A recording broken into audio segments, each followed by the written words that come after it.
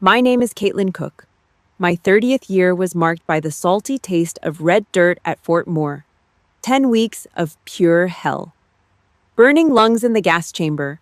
Calloused hands stripping an M4 rifle in under 60 seconds. I earned my right to stand there. On graduation day, 300 soldiers stood in perfect formation. The bleachers behind us shook with applause, the sharp whistles of proud fathers and the muffled sobs of relieved mothers. Standing at attention, I shifted my eyes just a fraction. Section F. Row 3. Seats 7, 8, and 9. I sent those exact seat numbers to my dad, my mom, and my older sister 6 weeks ago. All 3 seats were dead empty. When the dismissal command echoed across the field, I stood completely alone, watching my squad mates crash into the arms of their families. The mother of a private I barely knew walked up and patted my shoulder. "We are proud of you, sweetheart." But those 3 empty chairs were only the beginning. The text message my dad sent me 3 weeks later and what happened when I decided to change every deadbolt on my house. That is when this story really begins. Welcome to Noble Revenge.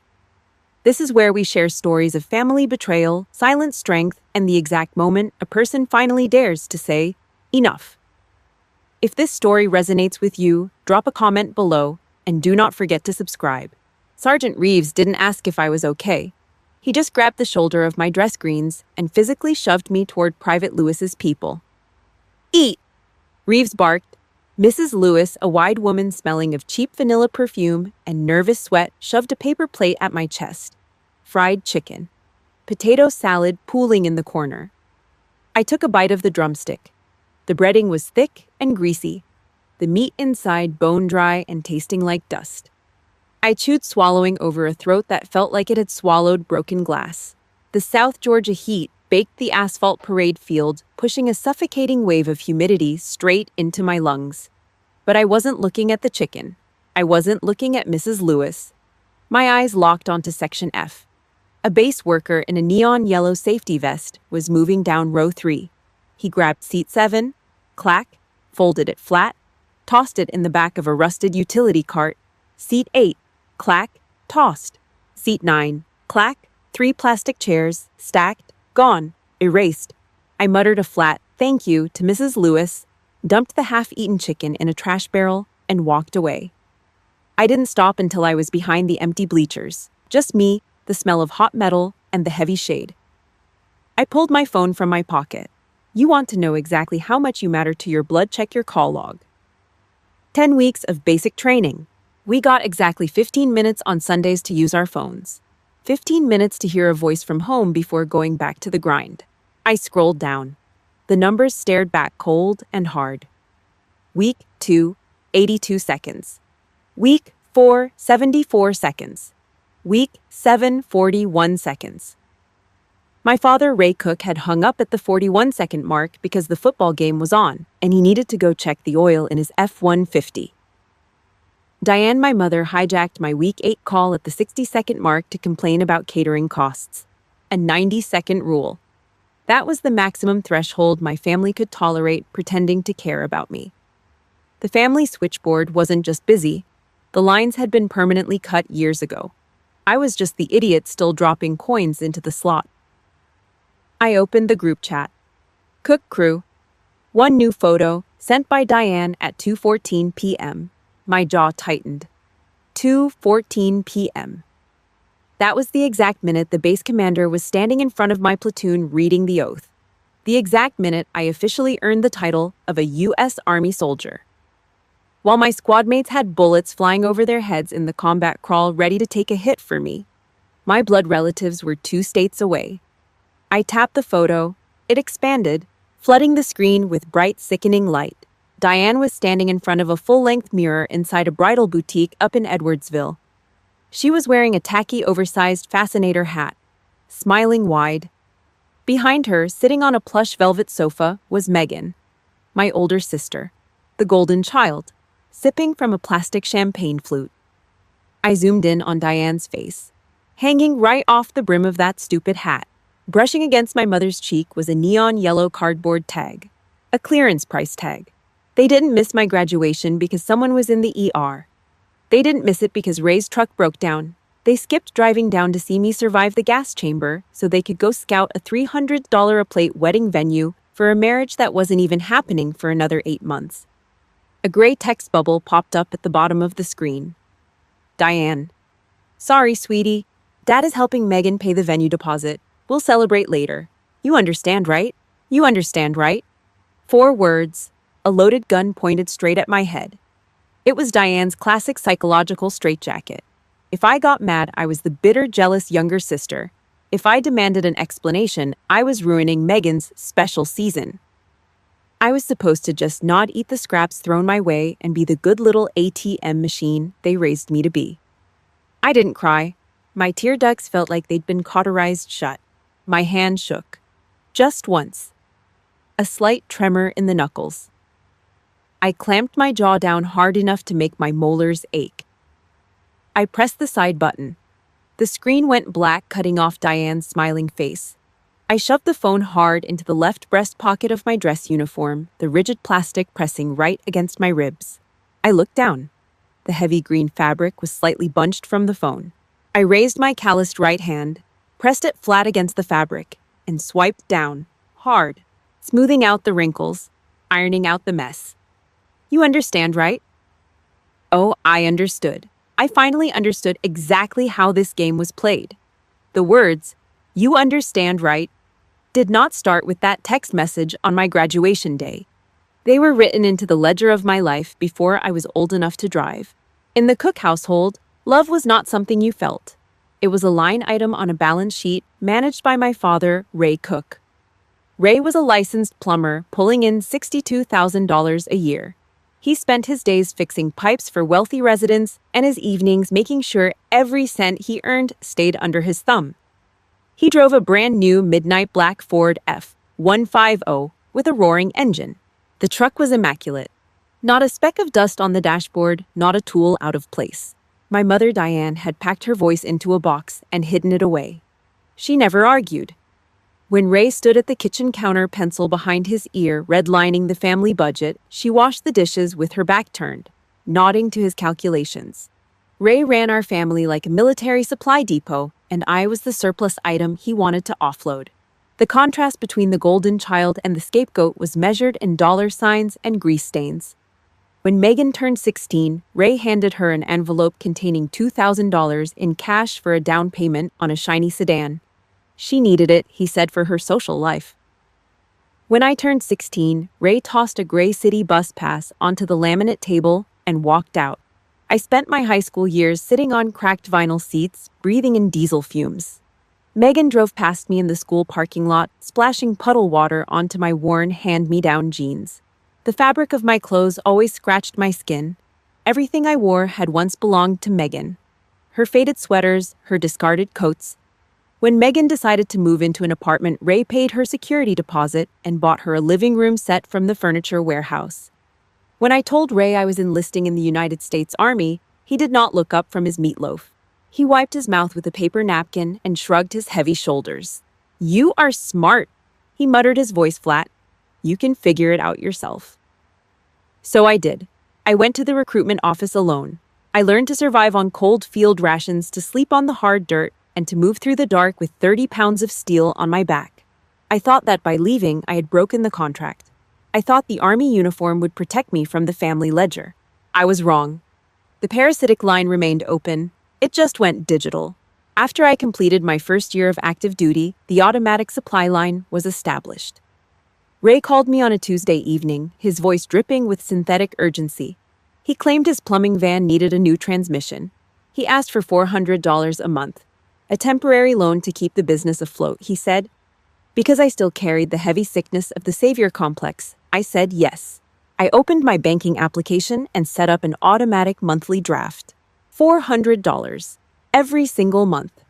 Plucked straight from my base pay. That money did not go into his business. It funded the lifestyle of the golden child. 3 months after the draft started, I logged into my account during a brief field break. My fingertips were frozen, coated in mud and gun oil. I watched the screen load. My emergency fund was short by $3,500. A separate wire transfer had been executed while I was training in the woods. Diane had called me crying, saying Megan had maxed out her credit cards on designer shoes and boutique dresses. Her credit score was going to ruin her chances of getting a wedding loan. They did not ask me for permission. They used the shared account access they forced me to keep from my teenage years to bail her out. I was earning hazard pay by breathing in toxic fumes and standing watch in freezing rain. Meanwhile, my older sister was spending my blood money on high-heeled shoes she would wear twice. I bought my own house near Fort Moore with zero help from my bloodline using strict military discipline. Yet I was still paying a monthly guilt tax to the people who refused to sit in my graduation chairs. If you are listening to this right now and you have ever been the child who had to grow up too fast while someone else got a free ride, you know exactly how deep this betrayal cuts. Drop a comment below with the word tax if you have ever had to pay for your family's mistakes. Your support, every single like, comment, and subscription helps me bring these dark truths into the light. The final transaction of my compliance happened on the day I closed on my small cottage. It was a modest house brick and sturdy with a gravel driveway and a quiet backyard. It was the first place that belonged entirely to me. Ray and Diane drove down for exactly 45 minutes to look at it. Ray did not look at the foundation or praise the woodwork. He just stood in the middle of my kitchen, his heavy boots leaving dust marks on my clean floors. I wanted his approval so badly that it made me weak. I reached into my pocket and pulled out a fresh, shiny brass key. A spare. For emergencies, I said, placing the cold metal directly into his rough, calloused palm. Ray did not look at me. He did not say, "Thank you." He simply turned around, walked to his Ford F-150, and hooked the brass key straight onto the metal loop of his work pants.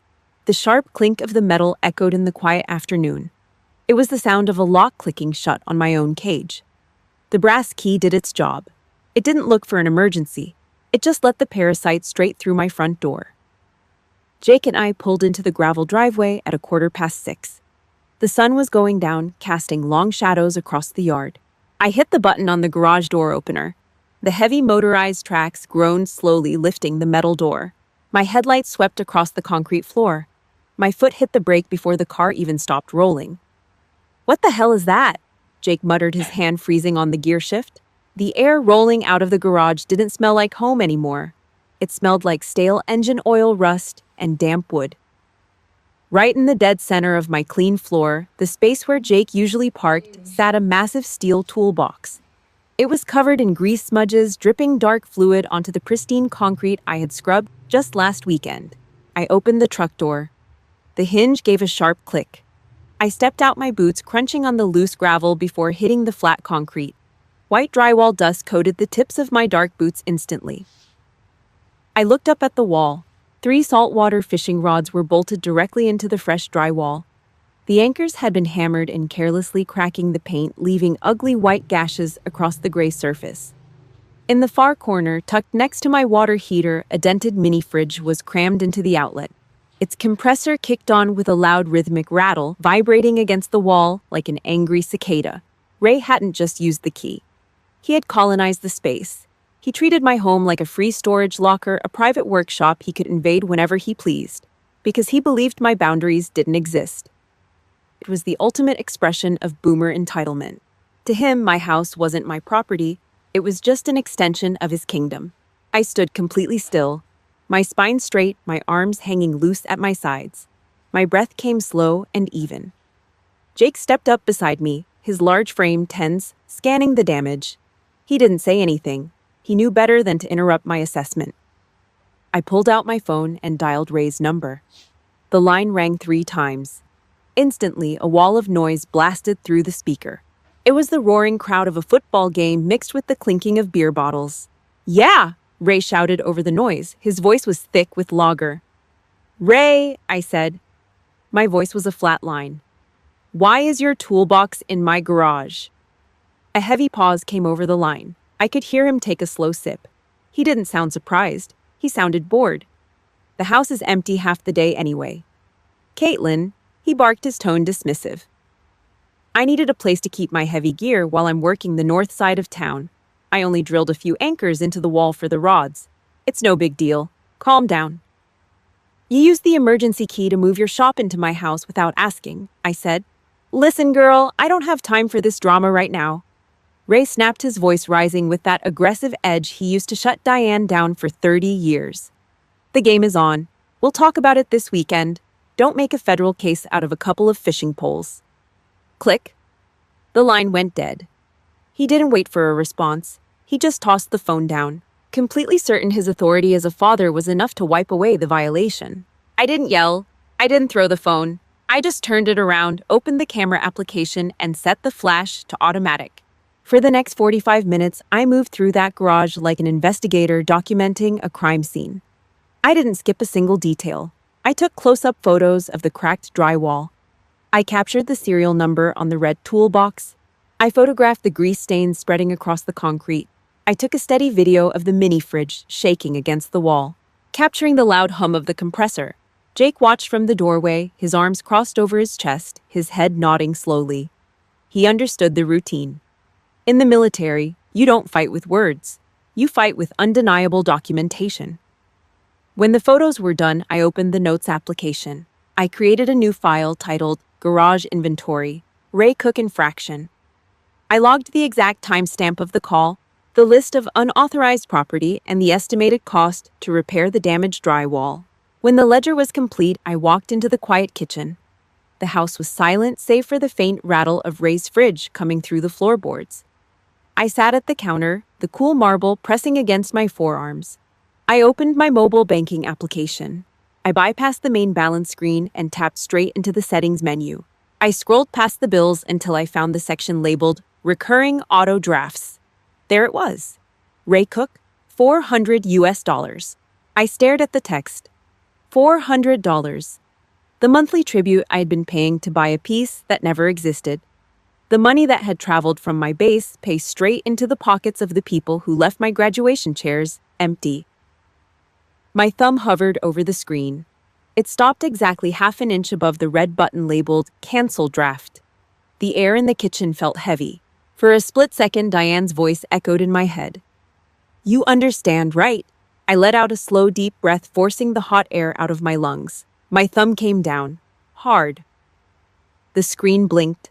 A small loading wheel spun for less than a second, then vanished. A fresh notification popped up in clean text. Automatic transfer canceled successfully. I locked the phone and set it face down on the marble counter.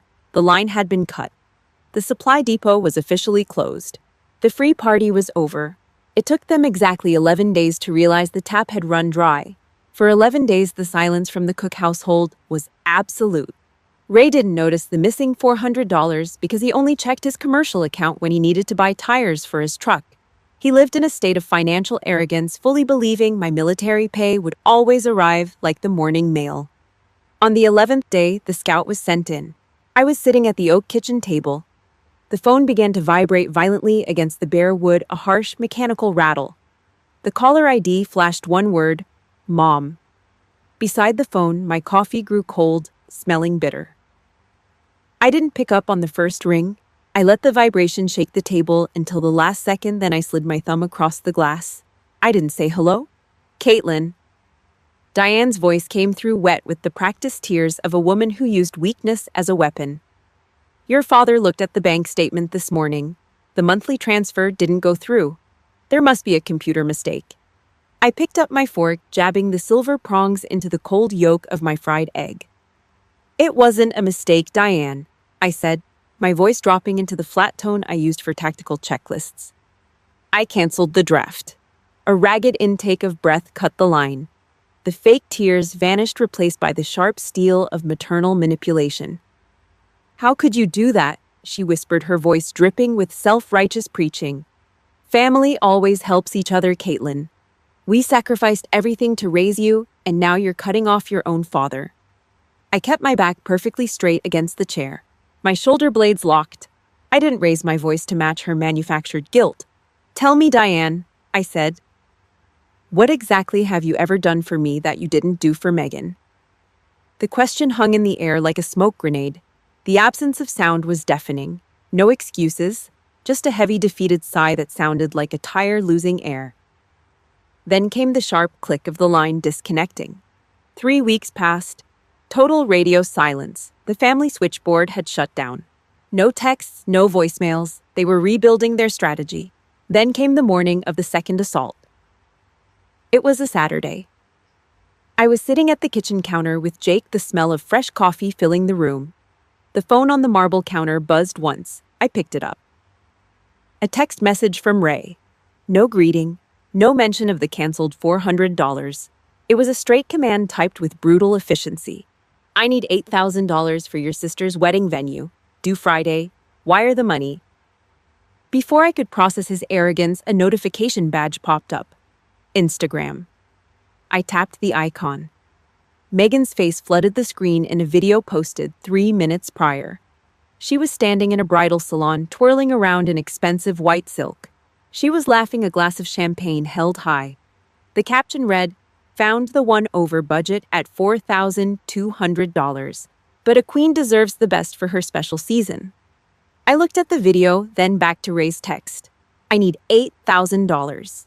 A hot metallic taste filled the back of my mouth.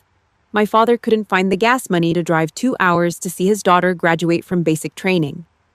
But he could spend 10 seconds typing an extortion order to force me to pay for a $4,200 dress so the golden child could play princess. I stood up so fast the bar stool screeched against the tile. I walked straight into the master bathroom and turned the lock. The room was quiet. I walked over to the shower, gripped the chrome handle, and yanked it to the left. I stepped directly into the stall. The water hit my skin like ice, but within seconds, a scalding torrent of near-boiling water slammed onto the crown of my head. I stood there, my hands pressed flat against the cold subway tile. The steam rose up, trapping me in a white, suffocating fog. For exactly 12 minutes, I let the heat burn out the noise. My mind engaged its tactical radar, running the numbers. $12,000. The sum of the auto drafts I had paid Ray over the years. $3,500. The emergency cash extracted to save Megan from her credit card disasters. 0. The exact number of family members who sat in my graduation chairs. And now, a bill for $8,000. They looked at my life, my sacrifice, and my uniform, and they didn't see a daughter. They saw an unsecured line of credit. The water began to turn lukewarm. The anger inside me didn't disappear. It cooled down into a sharp sheet of black ice. I turned off the valve.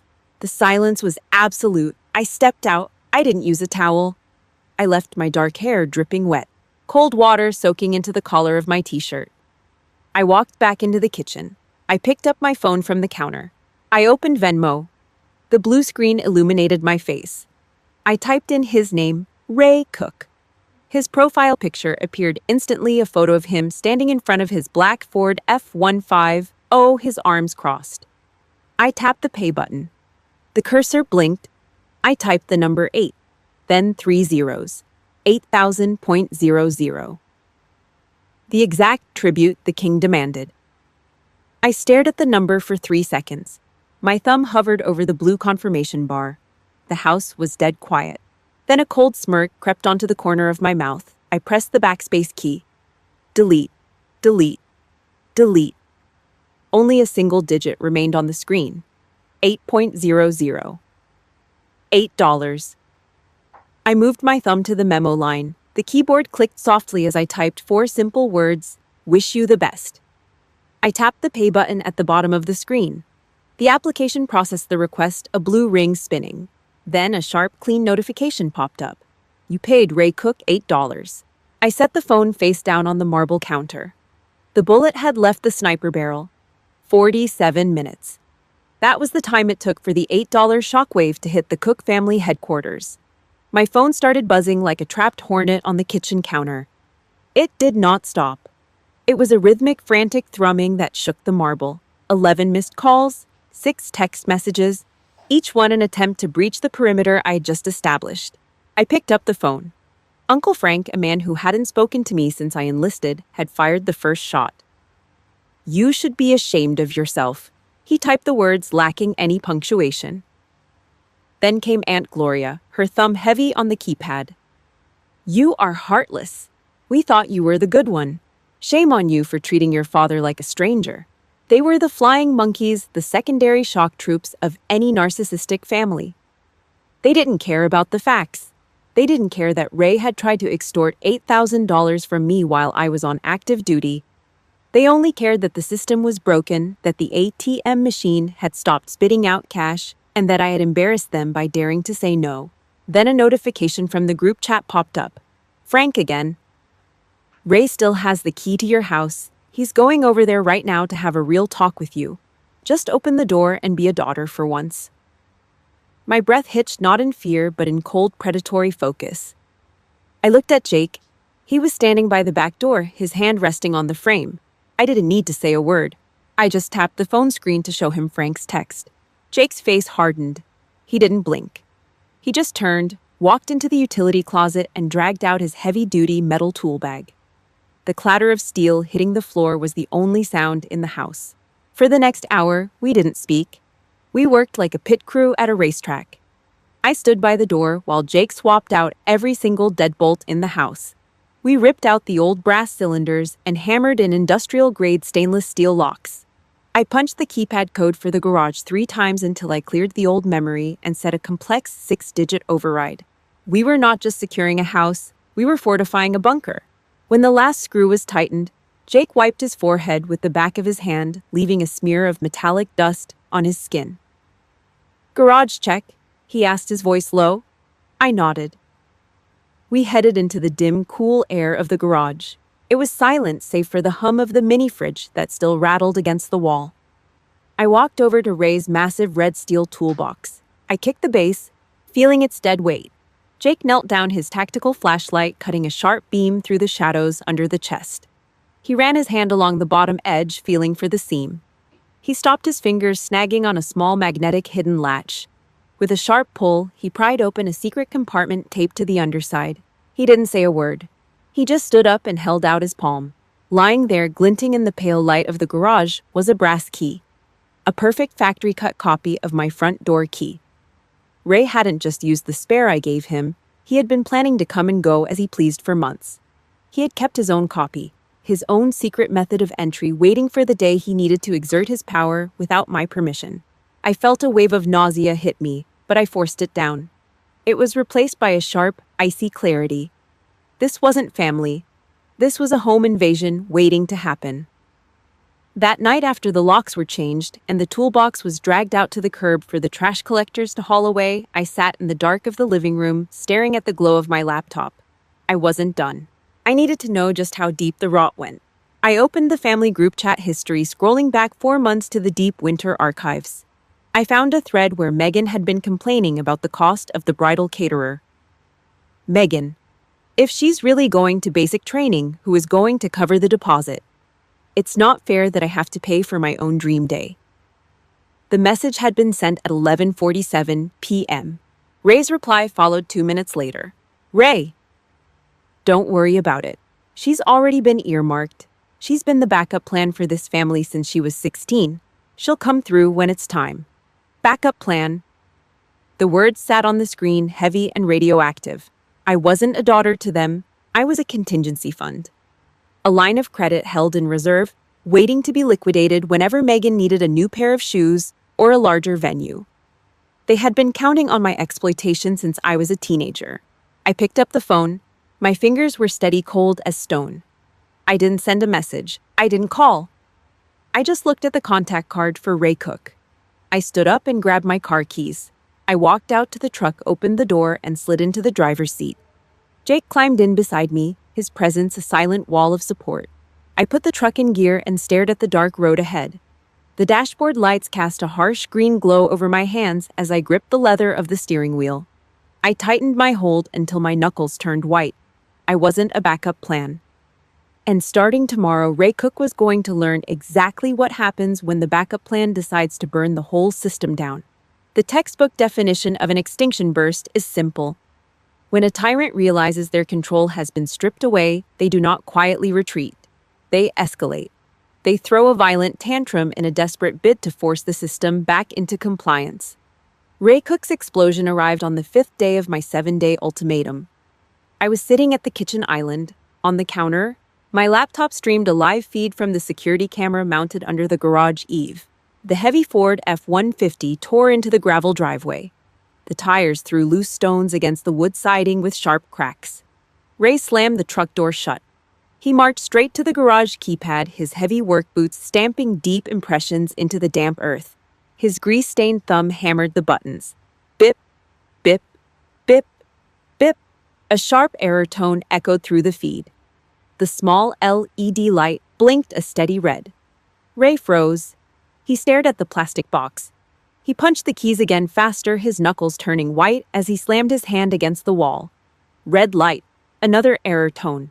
He dragged out his heavy ring of keys. He found the brass copy he had covertly sliced from my life.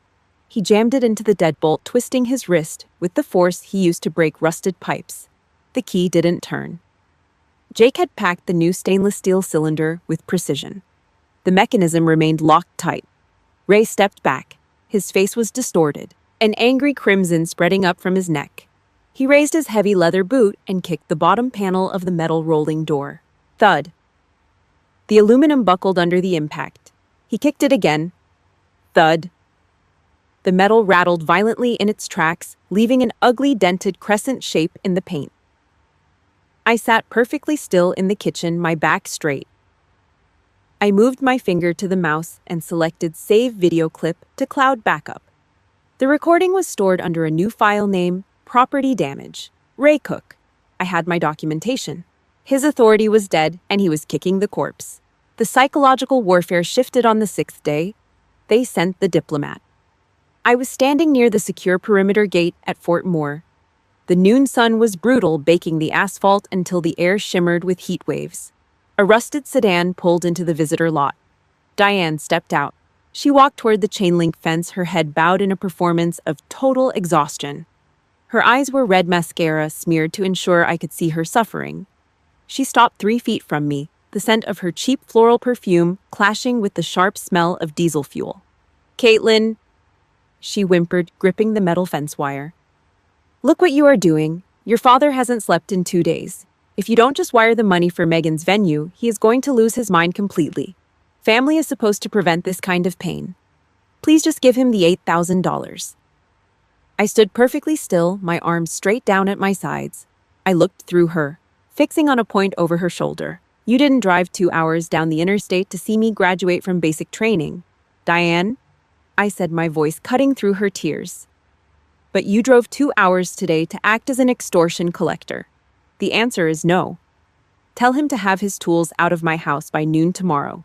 Diane's mouth opened, but no words came out. The fake tears dried instantly, settling into a hard mask of pure disgust. I turned on my heel and walked back into the base, my back straight, leaving her alone against the wire. The final clearing operation occurred on the 7th day. Ray and Diane arrived at 11:55 a.m. They didn't come to talk. I hit the remote button from the kitchen, and the garage door rolled up. There was no chaos inside, no mess for Ray to complain about. Jake had packed every tool and every fishing rod into heavy-duty boxes. They were sealed with thick tape wrapped in clear plastic and stacked into a perfect uniform cube in the driveway. Ray stepped out of his truck, his eyes scanning the base of his red toolbox. He was looking for his copied key. Jake stepped out from the shadows of the garage, his massive arms crossed tightly over his chest. He didn't say a word. He just stared at Ray. Ray looked at the boxes, then at Jake's locked stance. He knew he was outmatched. His posture shrank as he realized his physical intimidation tactics were useless here. "Where is the copy?" Ray growled. "In the trash," Jake replied, his tone flat. "Load your truck. Your time is up." They loaded the boxes in silence, the heavy cardboard scraping against the bed of the F-150. They drove away without a backward glance, leaving nothing behind but a clean, empty driveway. The surrender of the golden child happened the following Monday. My phone rang at 7:40 p.m. Megan's name appeared. I answered, expecting venom. Instead, her voice was thin, trying to bargain a truce. "Caitlin," she muttered. "Fine, let's stop this. Dad is impossible. Just transfer $3,000 to my account. That's enough to cover the DJ. We can call it even." A desperate attempt to salvage a fraction of the supply line. "No, Megan," I said, my breathing steady. "You don't get a single dime." A sharp silence followed. Then the golden child shattered. The practiced sweetness vanished, replaced by screeching fury. "You are an ungrateful, selfish bitch," she screamed. "You are dead to this family. Your invitation to my wedding is officially revoked. Don't you dare show your face at the venue." I held the phone half an inch from my ear. My pulse didn't elevate by a single beat. "Fine," I said. I tapped the red button. The screen died. The line was clear. The psychological warfare was over, and they had just uninvited me to the exact trap I planned to dismantle. The week of the wedding, I didn't get mad. I got organized. In the military, you don't fight a grievance with feelings. You fight it with cold, hard receipts. I sat alone at my kitchen island. The house was dead quiet. The only sound was the sharp, flat clack of my laptop keys under my fingertips. I built a single PDF file. It wasn't a diary. It was a forensic accounting of my own exploitation. Page 1. A clean screenshot of my bank ledger highlighting 36 months of $400 auto drafts. $14,000 handed over to a ghost. Page 2. A high-resolution photo of Section F, Row 3. 3 empty plastic chairs baking in the Georgia sun. Page 3. The security footage of Ray kicking my garage door timestamps included showing his red, distorted face and the dented aluminum. Page 4. The text message demanding $8,000 for a party I was banned from attending. Page 5. The kill shot. A blown-up screenshot of Ray's late-night text to the group chat permanently labeling me as the family's backup plan. I saved the file. cook_family_truth.pd1cf. It was an 8-megabyte bomb fully armed waiting for the right drop zone. Saturday arrived. The weather was clear and mild, the kind of perfect afternoon you pay $4,200 a dress for. I was sitting on my back porch, nursing a cold bottle of cheap beer, feeling the condensation drip down the brown glass. At 4:30, my phone buzzed against the wooden railing. It was a video message from my cousin Amy. She was sitting at table 4 inside the grand ballroom downtown. The video was shaky, recorded covertly under the table edge, but the audio was crystal clear. The heavy bass of a cheap pop song rattled the crystal glasses in the background, mixed with the clinking of heavy silverware. Ray was standing in the dead center of the room under the glare of a massive chandelier, holding a glass of expensive red wine. He was wearing a rented tuxedo that pulled tight across his slouched shoulders. He tapped his glass with a butter knife. The room quieted down. "We are missing one special person today," Ray announced. His voice was thick with fake pride, broadcasting to 100 guests. "Caitlin couldn't make it. She's currently deployed on a classified overseas mission, but she sends her love and we are so proud of our soldier." I stared at the screen. The beer turned to ash in my mouth. A hot wave of pure disgust burned the back of my throat. He didn't just exclude me. He stole my uniform, my sweat, and my honor to build a shield for his own pathetic ego. He used the military service he ignored to cover up the fact that he was a tyrant who couldn't extort his youngest daughter anymore. He was wearing my sacrifice like a cheap suit to hide his own garbage. I didn't throw the phone. I set it down on the railing. I looked at the clock. According to the schedule Megan had bragged about for months, the cake cutting was set for exactly 8:15. That was the moment every single guest would be seated, phones in hand, waiting for the perfect picture. At exactly 8:14 p.m., I picked up my phone. I opened the Cook family group chat. 42 members, aunts, uncles, cousins, every single person sitting in that ballroom. I attached the PDF file. I didn't write a long emotional paragraph. I didn't explain myself. I just typed 3 words. For the record, I hit send. I leaned back in my chair, listening to the crickets hum in the yard. 10 miles away, I knew exactly what was happening. 42 cell phones vibrating simultaneously against white silk tablecloths. A chorus of sharp, sudden buzzing cutting straight through the DJ's bass track. People glancing down, tapping the screen, opening the file. I could picture the silence spreading outward from table 4 like a shockwave. Relatives swiping through the bank statements, seeing the empty chairs, watching Ray act like a rabid dog against my garage door, reading the words backup plan in his own handwriting, the fake pride burning to the ground in real time. 7 minutes later, my screen lit up, a frantic barrage of digital shrapnel. Aunt Gloria sent a string of question marks. Uncle Frank called twice, then went totally silent. But the real explosion came from the head table. "Megan, you ruined my wedding. You are a psycho. Everyone is looking at us. Dad is losing his mind." I took a slow sip of my beer. The glass was sweating in the evening heat. I set it down, the heavy bottom clinking against the wood. I pulled up the keyboard and typed my final message to the golden child. I wasn't even there. How could I ruin it? If you are listening to this right now, and you know exactly how it feels to have your toxic family lie about you to protect their own image, I need you to stand with me. Drop a comment below with the word truth if you have ever had to expose a family secret. Your support, every comment and every subscription keeps these stories alive and reminds us we are not alone. I pressed send on Megan's text. I didn't wait to see the typing bubbles appear.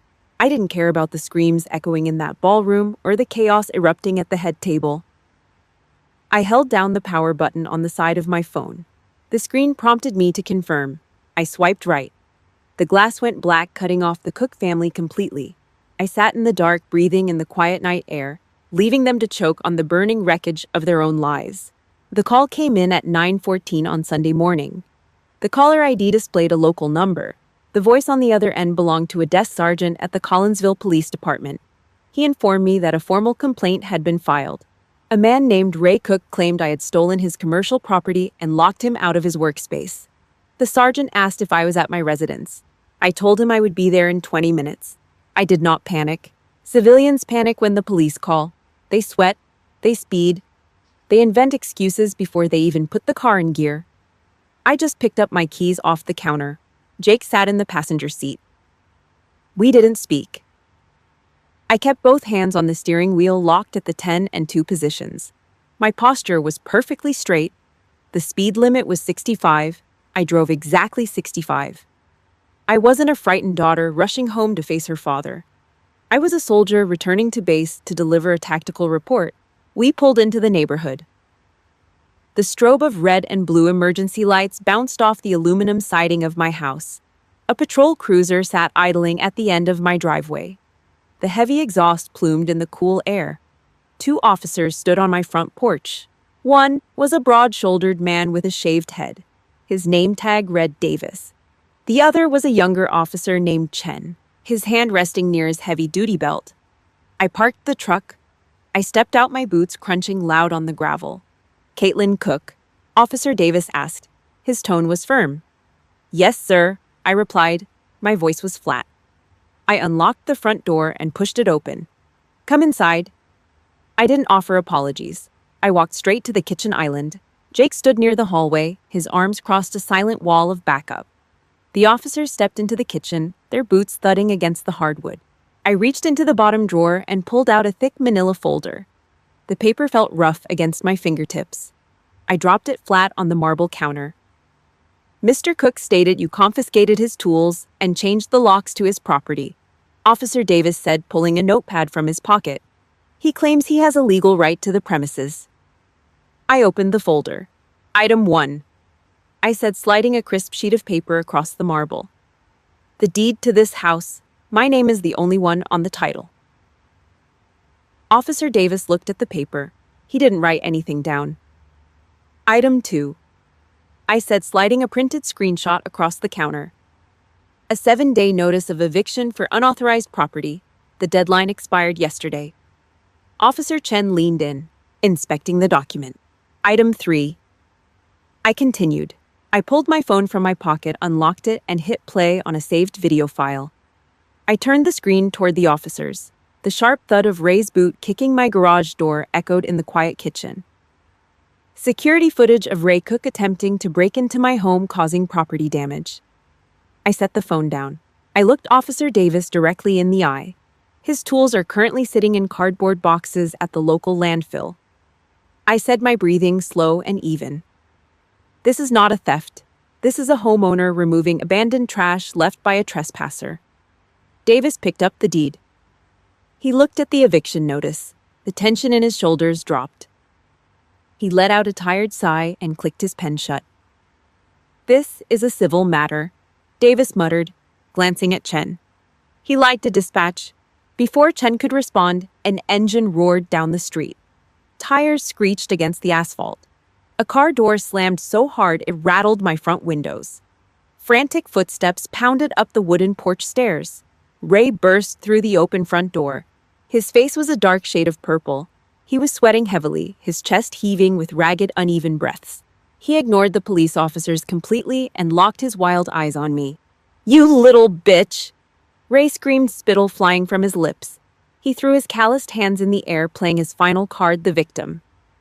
"After everything I did for you, I fed you, and you call the cops on me. You steal my livelihood. You lock me out of my own family, all over $8. He deliberately left out the $8,000 extortion demand. He was performing for the badges, trying to frame me as an ungrateful child abusing her father. I didn't flinch. I kept my hands resting flat on the marble counter. "You couldn't drive 2 hours to see me graduate," I said. My voice was quiet, but it carried the cold weight of an anvil. "You demanded $8,000. You copied my house key. You drilled holes in my walls. You told your family I was a backup plan." Ray's jaw snapped shut. His chest stopped heaving for a fraction of a second. He stared at me, the fake outrage short-circuiting as the truth hit him directly in the teeth. "I finally understand," I said. I looked at Officer Davis. I didn't need to say another word. Davis stepped forward, inserting his frame directly between me and Ray. He rested his right hand squarely on his taser. "Mr. Cook." Davis commanded, his voice dropping an octave. "You have zero legal right to this property. You filed a false police report. If you do not turn around, walk out that door, and get off this land right now, I am putting you in handcuffs." Ray looked at the officer.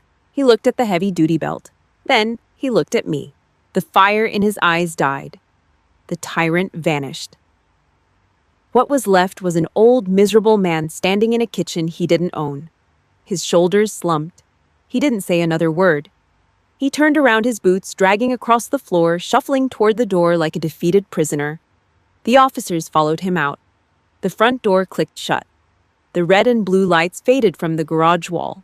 The house went dead silent. The roar of Ray's truck engine faded down the block, leaving nothing but the smell of unburned fuel hanging in the air. I walked back inside, my boots heavy against the floorboards, and shut the door. The click of the heavy new deadbolt felt absolute. I walked straight into the kitchen. The morning light caught a small piece of metal screwed into the drywall right beside the pantry. A brass hook. It cost $1.50 at the local hardware store. Ray had screwed it into my wall 2 years ago, just to have a place to hang his copy of my house key whenever he decided to raid my refrigerator. I didn't use a screwdriver. I grabbed the metal hook with my bare fingers, twisting it hard against the drywall until the threads gave way. The plaster crumbled, leaving a tiny, jagged white hole in the paint. Fine white powder coated my thumb. I walked over to the plastic trash can beneath the sink, dropped the hook inside, and let the lid slam shut. $1.50. That was the price of his remaining anchor in my house. Now it was sitting under a pile of coffee grounds. 3 weeks passed after the police cruiser drove away. The silence from the Cook family was a total blackout of communication. Ray didn't crawl back to demand his tools. Megan didn't file the ridiculous lawsuit she had screamed about. They had finally realized their psychological traps weren't working anymore. The emotional blackmail had failed. On the third Tuesday, I decided it was time to clear the remaining inventory. Jake and I dragged Ray's cardboard boxes out of the garage. Every tool, every fishing rod, every roll of industrial pipe tape he had hidden under my roof was stacked in the bed of my truck. I drove down to the local veteran outpost on the south side of town. The building was a low brick bunker smelling of floor wax and old coffee. I backed the truck up to the loading dock. 2 older men in faded ball caps walked out, their hands calloused from decades of blue-collar labor.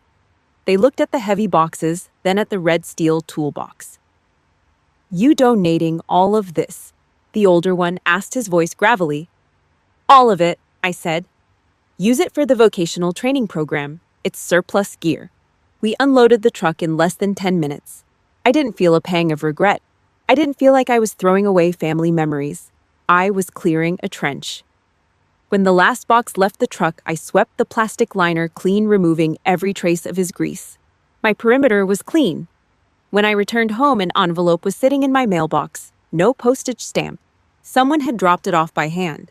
I opened it in the kitchen. The scent hit my nose instantly, a cloying smell of lavender perfume that made my eyes water. Diane's stationery.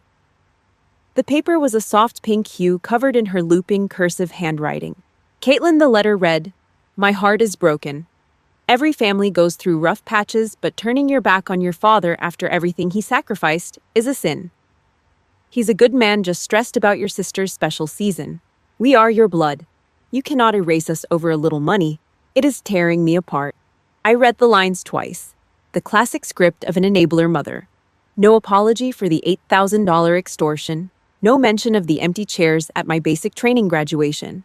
No accountability for the secret keys or the damaged garage door. Just a desperate attempt to weaponize my conscience against me. I didn't sigh. I didn't feel the familiar knot of guilt tighten in my chest. My hands were perfectly steady. I gripped the top edge of the pink paper. I twisted my wrists, ripping the heavy stationery down the middle with a clean tear.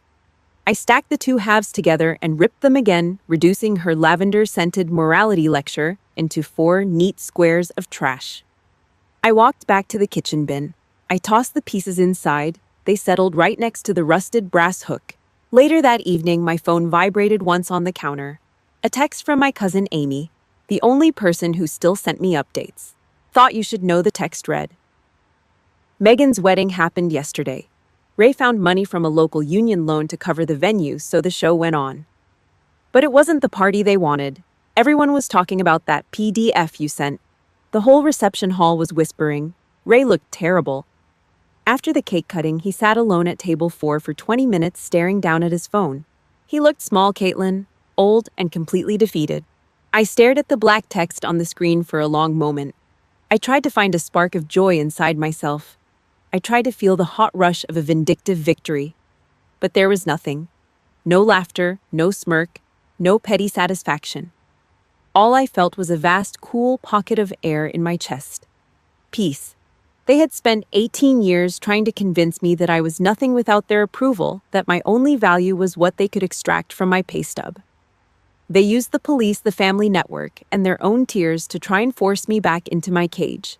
Now the king of the Cook family was sitting alone at an empty table staring at a silent phone. Realizing that his youngest daughter had walked out of his ledger forever, I cleared the text message from my screen. I locked the phone and slid it into my pocket. The house around me was quiet, the air clear of lavender. I stood up, walked to the window, and looked out at the clean gravel driveway. The war was over. The trenches were filled. And for the first time, the ground beneath my feet belonged entirely to me. For 30 years, silence was a weapon. It was a punishment designed to break my will. When I did not comply, Diane would deploy silence to starve me of affection. She would walk past me in the hallway like I was a ghost, her eyes fixed straight ahead. When I did not pay up, Ray would use silence to make me feel like I was entirely alone in the world. They weaponized the quiet, twisting it until the guilt suffocated me, forcing me to open my wallet just to hear a voice on the other end of the line, even if that voice only spoke to issue another command. Tonight the house was silent, but the air did not feel heavy. It felt clean. I sat on the living room sofa. The only sound was the steady low hum of the central heating unit kicking on, pushing warm air through the metal floor vents. My cell phone rested face up on the oak coffee table. The glass screen was black. No missed calls, no angry text messages demanding a wire transfer, no guilt-soaked voicemails smelling of cheap lavender perfume. The perimeter was permanently secured. A heavy 900-page corporate finance textbook rested on my lap. The glossy pages felt cold against my fingertips. I turned to Chapter 4, the thick paper making a sharp snapping sound in the quiet room. I was not reading for fun. I was studying for my MBA program.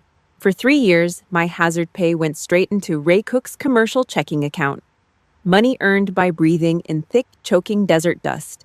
Money earned by walking perimeters in the dead of night, the heavy ceramic plates of my tactical vest grinding against my collarbones. That blood money bought Megan's designer shoes. It funded the golden child's fantasy wedding. I bled and they spent. That pipeline was permanently capped. Yesterday, I sat at my laptop and logged into the Department of Veterans Affairs portal. I filled out the forms for my GI Bill benefits. Every keystroke felt like I was reclaiming a piece of my own life. The government was paying my tuition. The hazard pay was mine. My current paycheck was staying in my own bank account. Jake and I were building a future. We were not pouring concrete into a black hole anymore. Jake walked into the living room. His heavy work boots made no sound on the thick rug. He held 2 mugs of black coffee. He handed one to me. The dark ceramic was hot against my palms. The bitter steam hit my face, grounding me in the present moment. He sat down on the opposite end of the sofa, opened his laptop, and started reviewing hardware prices for his own shop. He did not ask for a piece of my soul. He did not demand a tribute, just to sit in the same room with me. I looked at him, and my mind drifted back to the red Georgia clay. I remembered the mud. I remembered the freezing rain soaking through my uniform at Fort Moore during the final week of basic training. My hands were completely numb, my rifle feeling like a block of solid ice. I remembered sitting in the dirt with 3 other recruits, our muscles shaking from total exhaustion. We passed around a single piece of cold, greasy fried chicken we'd managed to smuggle out of the mess hall. We were starving. Our boots were soaked in dirty water. But no one asked for a deposit. No one demanded a wire transfer to watch my back. That was the brutal truth the military taught me. True squad mates do not extort you. Real loyalty is not a subscription service you have to pay to maintain. Family is not biology. Biology is just a random roll of the genetic dice. Family is the person who stands in the trench with you when the artillery starts falling. Family is the group of people who share the cold chicken, who check your gear, and who never treat your sacrifice like a blank check. For a long time, the ghost haunted me. If you do not give them the money, you are a terrible daughter. You are selfish. You are breaking the family apart. I let out a long, slow breath. I pushed the air all the way out of my lungs, expelling the last toxic trace of Ray and Diane Cook from my system. Cutting off the supply line to ungrateful, abusive blood relatives is not an act of cruelty. It is not a failure of duty. It is a tactical retreat. It is absolute self-defense. Your peace of mind is the ultimate mission.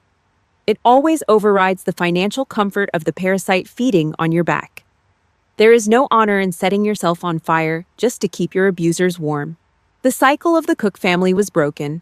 I survived the extortion. I survived the gaslighting. I survived the guilt trips and the false police reports. I built a fortress they could never breach again. I closed the heavy textbook.